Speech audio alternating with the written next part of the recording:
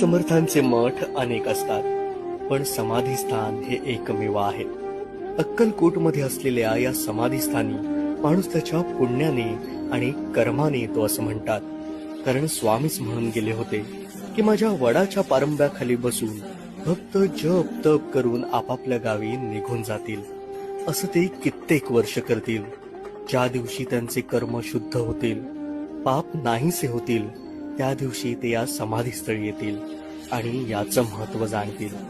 स्वामी पहिल्यांदा अक्कलकोटला आले ते या चोळप्पा महाराजांच्या घरी. 21 वर्ष इथे त्यांचं वास्तव्य होतं. चोळप्पा महाराजांनी या काळात त्यांची खूप सेवा केली. स्वामींच्या प्रस्थानाच्या वेळी चोळप्पांच्या भक्तीवर प्रसन्न झालेल्या स्वामींनी तुला काय हवं असं मागितलं.